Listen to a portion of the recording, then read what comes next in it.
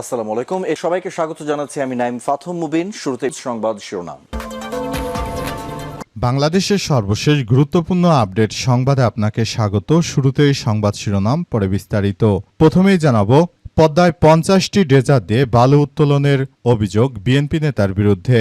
পদ্মার ভাল ভাঙনে একসময় ঘরবাড়ি হারিয়ে নিঃস্ব হয়ে পড়েছিল নড়িয়ার হাজার হাজার মানুষ। নদীগর্ভে বিলীন হয়েছিল বাজার, হাসপাতাল, শিক্ষা প্রতিষ্ঠান।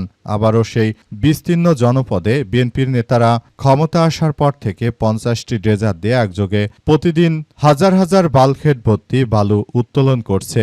এর ফলে ওই এলাকার জনজীবনে ব্যাপক আতঙ্ক বিরাজ করছে। যে কোনো সময় পদ্মার বুকে বিলীন হয়ে যাচ্ছে কৃষিজমি থেকে শুরু করে বাজার, হাসপাতাল সহ প্রায় সবকিছু। বিএনপি নেতাদের এই ধরনের অপকর্ম নিয়ে যারাই কথা বলছে তাদেরকে ওই এলাকায় ভয়ানক পরিবেশের মধ্যে পড়তে হচ্ছে। অবস্থায় খুবই বিপজ্জনক পরিস্থিতির সৃষ্টি হয়েছে। এ বিষয়ে খুবই গুরুত্বপূর্ণ সংবাদ জানাবো, সঙ্গেই থাকুন। এবারে জানাবো, বিএনপির শোডাউনে আওয়ামী লীগের হামলা, আহত 10। পটুয়াখালীর বাউফলে বিএনপির মোটরসাইকেল শোডাউন মিছিলে আওয়ামী লীগ ও যুবলীগের নেতাকর্মীরা হামলা করেছে। এতে অন্তত 10 জন বিএনপির নেতাকর্মী আহত হয়েছে। আজ 9টার দিকে পটুয়াখালীর বাউফল উপজেলার দাসপাড়া ইউনিয়নের দাসপাড়া বাস স্ট্যান্ড এলাকায় এমন ঘটনা ঘটে। এদিকে অন্তর্বর্তীকালীন সরকার গণিতে কাঁচা ছিল বললেন শিক্ষামন্ত্রী। শিক্ষা ও প্রাথমিক গণশিক্ষামন্ত্রী ড আনমো এহসানুল হক মিলন বলেছেন যে অন্তর্বর্তীকালীন সরকার গণিতে কাঁচা ছিল। তারা মাদ্রাসায় 17,000 শিক্ষক নিয়োগ দিলেও সে অনুযায়ী বাজেটে কোনো বরাদ্দ রাখেনি। এছাড়াও প্রাথমিকের প্রায় 60,000 শিক্ষা প্রতিষ্ঠানে প্রধান শিক্ষক নেই। আগামী জুলাই থেকে নতুন শিক্ষক নিয়োগ কার্যক্রম শুরু হবে। এরপর জানাবো, জয়পুরহাটে প্রধান শিক্ষককে জুতাপেটা করল বিএনপি নেতা।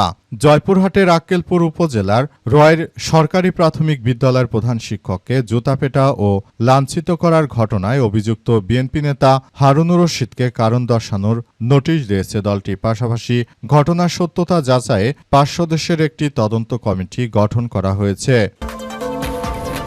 এবং সর্বশেষ জানাবো, বাড়ি ভাড়া দিতে না পেরে একই পরিবারে 4 জনের আত্মহত্যা। ভারতের কেরালায় বাড়ি ভাড়া দিতে না পেরে আত্মহত্যা করেছে একই পরিবারের 4 জন। পুলিশ বলছে, পিরাভমের কাছে একটি নদী থেকে 7 বছর বয়সে এক শিশুর লাশ উদ্ধার করা হয়েছে।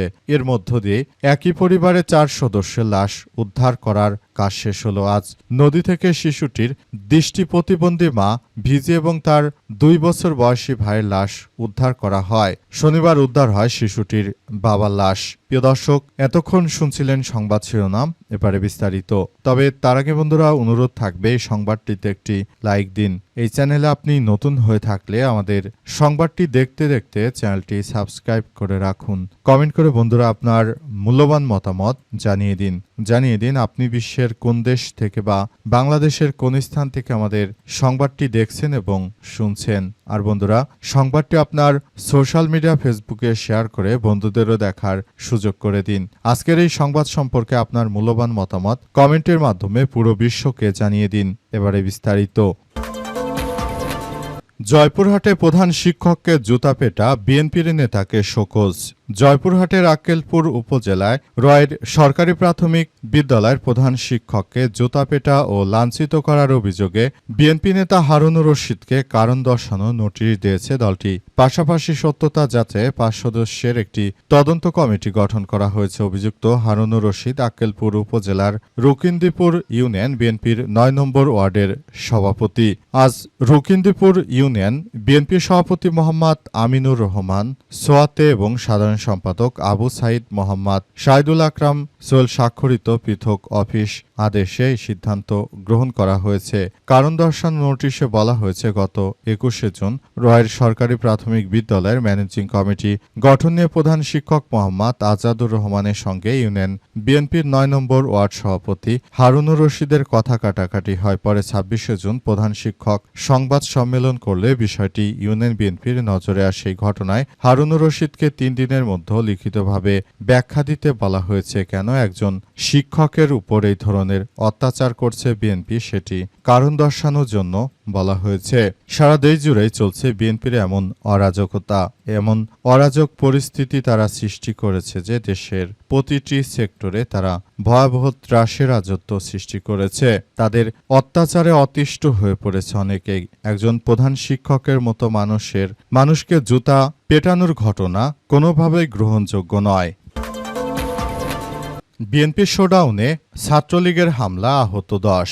পটুয়াখালীর বাউফলে বিএনপির মোটরসাইকেল শোডাউনের মিছিলে আওয়ামী লীগ এবং যুবলীগের হামলার ঘটনায় বিএনপি এবং এর অঙ্গ ও সহযোগী সংগঠনে 10 নেতাকর্মী আহত হয়েছে। আজ রাত 9:15টার দিকে পটুয়াখালীর বাউফল উপজেলার দাসপাড়া ইউনিয়নের দাসপাড়া বাস স্ট্যান্ড এলাকায় এমন ঘটনা ঘটে। আহতদের উদ্ধার করে উপজেলা স্বাস্থ্য কমপ্লেক্সে ভর্তি করা হয়েছে। হামলায় আহতরা হলেন উপজেলার মধ্য দাসপাড়া ইউনিয়ন যুবদলের সাবেক যুগ্ম আহ্বায়ক মাসুদ 35, বিএনপির সাংগঠনিক সম্পাদক মামুন 45, যুবদলের সাবেক যুগ্ম আহ্বায়ক মাসুদ 35, শ্রমিক দলের যুগ্ম আহ্বায়ক কাউসার 42 এবং ছাত্রদলের সহসভাপতি রাসেল সহ 30 সহ অন্তত 10 জন। হামলার ঘটনায় গুরুতর আহতদের উদ্ধার করে উপজেলা স্বাস্থ্য কমপ্লেক্সে ভর্তি করা হয়েছে। বাকিদের স্থানীয়ভাবে প্রাথমিক চিকিৎসা দেওয়া হয়েছে। বিএনপির সূত্র থেকে জানা গেছে, বিএনপির নেতাকর্মীদের একটি মোটরসাইকেল শোডাউন চলাকালে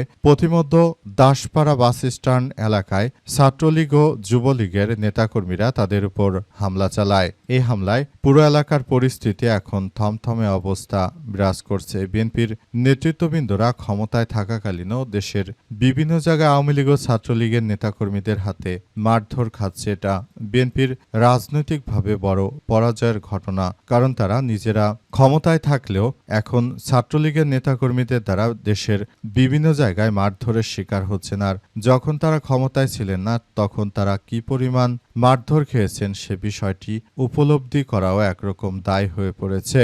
বিএনপির হাইকমান্ডের পক্ষ থেকে এ ব্যাপারে এখন পর্যন্ত কোনো পদক্ষেপের বিষয় দেখা যাচ্ছে না। তারা বিগত 17 বছর ধরে মার খেলেও বর্তমান সময়েও একইভাবে আওয়ামী লীগের নেতাকর্মীদের হাতে বিভিন্ন জায়গায় মার খেতে হচ্ছে শুধুমাত্র দলের ভিতর বিশৃঙ্খল পরিস্থিতি থাকার কারণে। পদ্মায় 50টি ড্রেজারে বালু উত্তোলন করছে বিএনপি নেতা।